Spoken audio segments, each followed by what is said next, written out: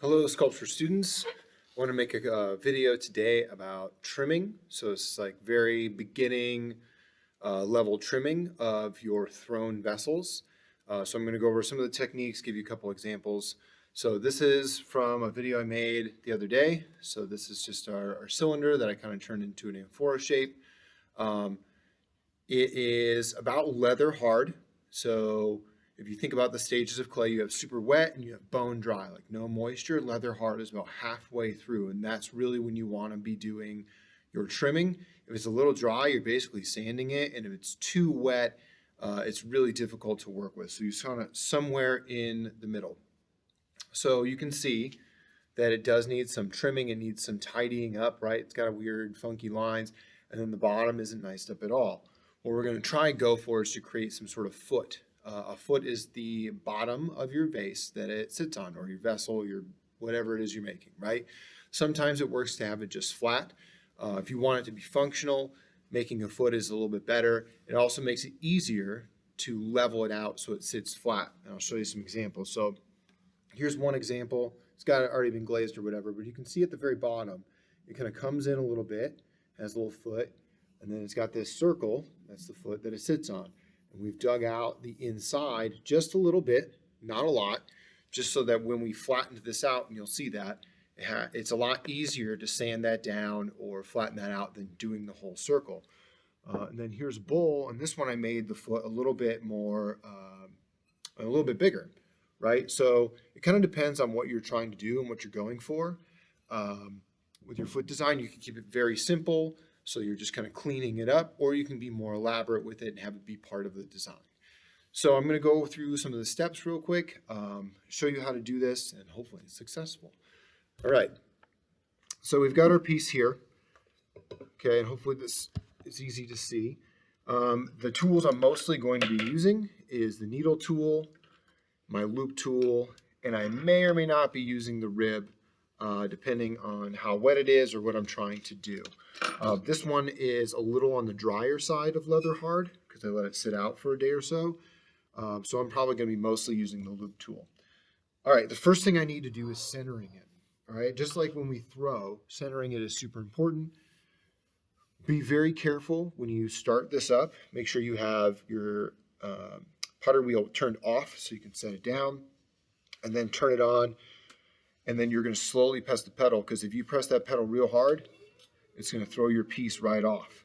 All right, so I'm going to try and see if I can get it close to center. Now, nothing we make is perfectly round, so we can try and use these concentric circles that are already on the wheel and see if we can get it centered first, but it might not work that way. It's pretty good, but not great, because what you're trying to do is you're trying to center the weight, not the circle. You're centering the weight of your object. So what I'm going to do is I'm going to tap it off center and then slowly tap it on center. Think of it like dropping a basketball. It drops, goes bounce, bounce, bounce, bounce, bounce, bounce, bounce, bounce. That's what we're trying to do with our hand. So I'm going to turn on slow. I'm going to tap it off center. And what you're trying to do is get the wheel to catch it center, which I just got right there. Now it might take more than one try, but that's a good start. Okay, then you're going to need some clay on hand, all right? And I'm going to take little pieces of this clay. I'm going to roll it into kind of a fat coil. I'm going to hold this down so I don't move it. And then I'm going to put these coils around the bottom of the opening. And I'm pressing the clay against the metal, not the piece, because all we're trying to do is get it to keep from rolling off and flying off while we're trimming, all right? There's a lot of tricks and stuff and cool things that you can do with trimming. I'm going to really just cover the basics right now to get you up and running. All right, so that should be pretty good. So the next thing I'm going to do is, again, I'm going to keep it pretty slow. And when we do the wheel throwing, I talked about using one hand as the skill hand, the other hand doing the muscle, right? This is kind of similar. One hand is doing a little bit of guiding, the other hand is doing the skill work. So they're still working together. So what I'm going to do is I'm going to figure out where I want my ring to be. Before I do that, before I forget, we also want to think about how thick this is. Now, I use the sound test, right? You can hear where it's thicker, it makes a lower sound, like a more of a thud. The thinner it gets, the higher pitch it's going to be. So that's one way you can kind of test it out. You can hear it's higher there and lower there. So I just want to make sure that very periodically I kind of check the pitch. If it starts getting really high pitched, then it's getting too thin. All right, so I'm going to draw a little circle where I want the outside of my foot to be. So I'm just holding the needle tool down and letting the tool do the work. See, I'm kind of guiding it with my left hand. Same thing here, I'm drawing the inside of the foot. So now this circle is what it's going to sit on. Next thing I'm going to do is I'm going to grab my loop tool, and this is what most of my work is going to be done with. Now if I decide to hold the loop tool back here, right, I'm not applying enough pressure. The circle motion, the rotating motion, is going to make my loop tool kind of do this, even though you won't see it, and you're going to get these weird waves and funky lines. You want to hold that loop tool nice and close so you can apply nice, even pressure to what you're doing. All right, so I'm going to start by clearing out a little bit of the middle here on this circle. So I'm going to get this a little bit closer. So it's a little easier to see. And then I'll work on the outside edge, okay? So I'm going to circle around a little bit so it's easier for you to see. All right, so I'm going to start in the middle. And think about it like mowing the lawn, right? I'm going to hold my loop tool down in one spot. Nice even pressure. And then I'm going to overlap my lines. Just like if you mow the lawn, you kind of overlap your lines. And I'm just holding it down so it feels kind of level. And I'm going to repeat that process.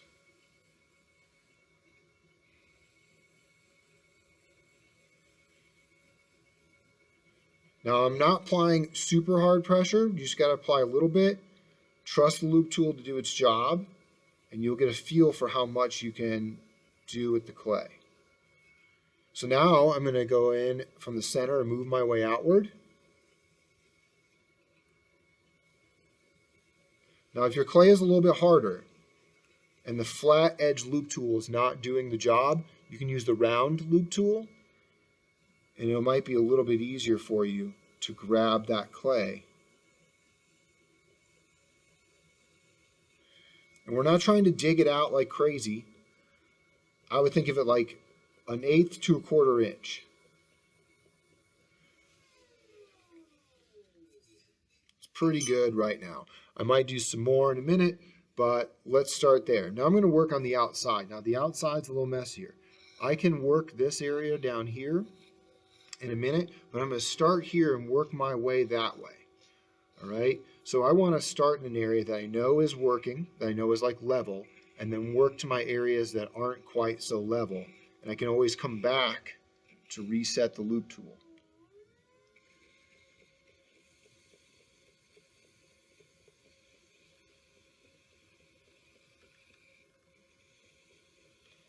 So I'm just doing one little pass, come back, reset, come back, reset. And I'm pressing down right next to that line I made earlier so I can start creating a foot area. Now I can hear, I don't know if you can hear it, when it's turning there's a little noise, there's a little clicking noise. That means it might be a little not level. So I'm just going to press this clay down and make sure that's pretty solid. If you hear that clicking noise, it means this thing is uneven and you don't want to catch it and throw it off. So just make sure it's on there. There, I got rid of that clicking noise. So I'm going to press down right next to that line. Hold it there for a moment, and then I can work my way towards the side. Always coming back to an area that I know is working. And if it's coming off in nice ribbons like this, then we're doing all right. That means it is the proper dryness. It's pretty easy to work with.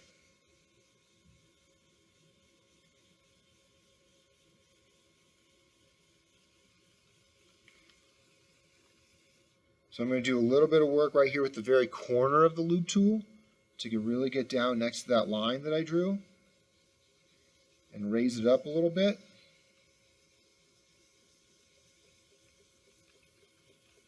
Oh, there's that click again.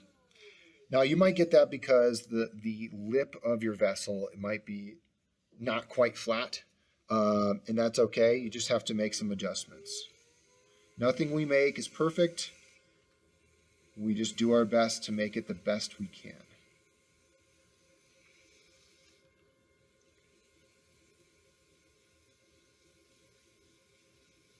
All right, that's pretty good in terms of creating a very simple foot, okay? So now I need to flatten this, right? So I'm going to use the side of my loop tool right in here, or you can use this one, and I'm going to try and hold it very even. Remember when we talked about doing the letter A when you were fixing the lip on your bowls or cylinders? It's kind of the same thing. I like to kind of hold it like this, make that letter A with the loop tool, and try and hold it nice and steady.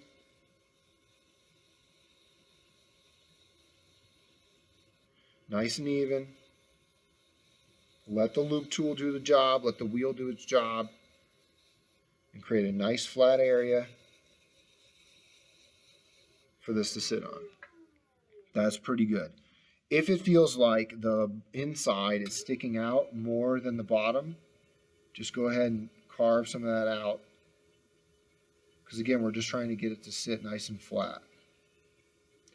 Like I said, my vessel right now is on the drier side of trimming. So in a perfect world, I might have caught this a little bit earlier, but it's also something we have to deal with, in this class, is we aren't here 24 hours a day. So we can't just sit here and monitor the clay for when it's perfect. We have to deal with the clay as it is. All right, that's pretty good. I've got a foot. It's going to sit on it. It looks pretty nice. It's got a flat area, so I'm not super worried about it. Okay, now I want to clean up some of this side. This is actually the fun part. The foot is the part we just kind of have to do, or just flattening out is the part we kind of have to do just to get something to sit right. But now I can work my way down the side and clean it up. Now we have the smaller loop tools that you can do this with. We also have some larger ones that might be able to take out more. And for me on this one, I'm not trying to do anything too crazy, but I will show you one thing you can do. I'm just trying to make the sides even. I had that weird line in there that I'm trying to kind of take out and get rid of.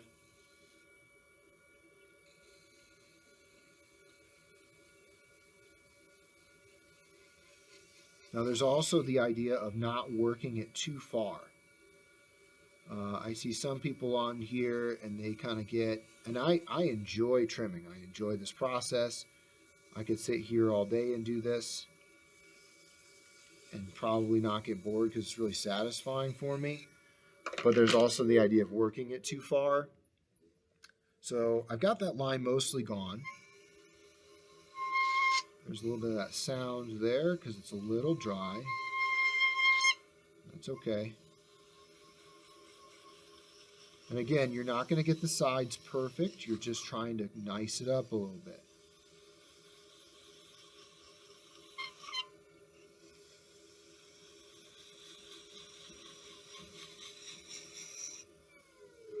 All right, you can see I kind of got rid of that weird line.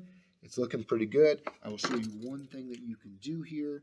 So if you wanted to make like a decorative indent or a decorative line, this one had some texture here along. You can kind of see it so that the glaze caught differently. What I'm going to do is make a little line. So if you hold your loop tool kind of in one spot, so I'm going to angle my loop tool a little bit. I'm going to try and hold it in one spot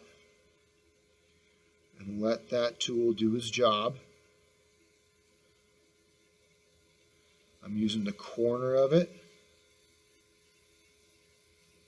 And I might round that out a little bit. I can come back and do it the other way. These can also just be nice as decoration, but they can also really create some cool areas for the glaze to catch and pool up. Because when the glazes pool up in certain areas, they change color and they do some more interesting things. So there's a little indent line where I can catch some glaze. Maybe I'll do one more underneath it just to add some interest.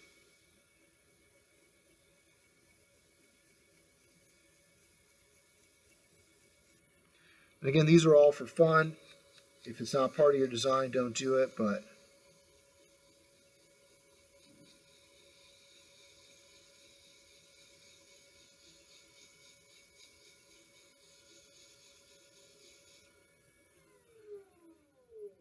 all right, this guy's pretty much done. Turn the wheel off, remove the clay around the lip. And there we go. You'll notice that there's some black lines on here. That's just from the metal of the loop tool, and it's nothing to worry about. If there's more areas that you would like to be a little bit smoother, you can always take a little bit of water and work it. Like the inside of mine has some kind of lineage that maybe I want to work out. So you can do that stuff by hand, but this is a fast way to trim your piece up. You can see it sits nice and flat. It's not wobbling around. And that is how you trim something. Hopefully that was helpful. Obviously, there's a lot more to learn about it, but that's a very basic first round of trimming. Okay? Hopefully that was helpful, and I'll talk to you guys later. Bye.